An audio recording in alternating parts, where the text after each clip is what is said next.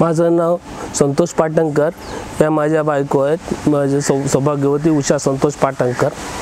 यांना गेले 3-4 वर्षापासून थोडा हृदयाचा त्रास होता।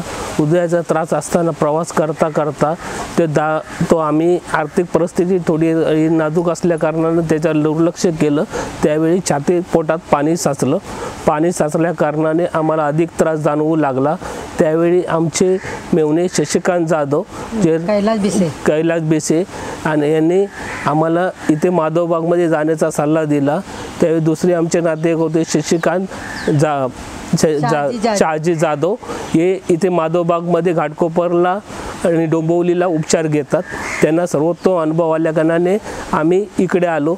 इकडे आल्यावेळी आमच्या आईलाही हृदयाचा त्रास होता, तिचा रिकवर झाला। त्याच्यानंतर आम्हाला पाणी साठल्याने आम्ही इथं आम्हाला डोंबिवलीच्या डॉक्टरांनी इथे तातडीनं उपचार करायचा सल्ला दिला। त्यावेळी आम्ही हृदयात जास्त पाणी साठल्याने माझी बायको अशी वाटली की तिला काही होईल, ती रडायची की आता मी जगेन की नाही। परंतु इथं आल्यानंतर आम्ही डॉक्टर देशमुख ताई आहेत त्यांच्याशी भेटलो।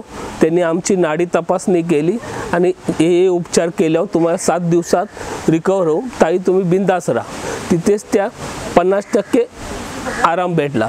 त्यांनी तिथंच मला बाहेर आल्यानंतर माझ्या ढसा रडल्या की मला त्या ताईमुळे विश्वास आला, संतोष मी ह्याच्यातून 100% बरी होईल।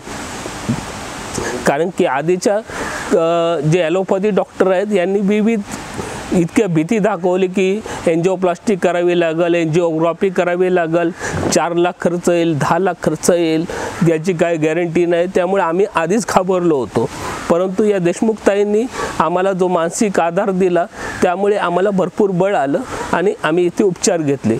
उपचार घेतल्यावरती आमचे अंदाजे माझ्या बायकोचं शरीरात पाणी असल्या कारणाने 50-55 वजन होतं, ते अंदाजे 44 पर्यंत आलं आणि तिला जो दमा लागायचा तो दमा भरपूर कमी आला। आता थोडाफार नाममात्र दमा आहे आणि त्याच्या नास्यामध्ये जे गाठी होत्या त्या गाठी 2D रिपोर्ट काढला तर त्यामध्ये गाठी सगळ्या निघून गेल्या आणि ती पूर्णपणे तशी आता बरी आहे।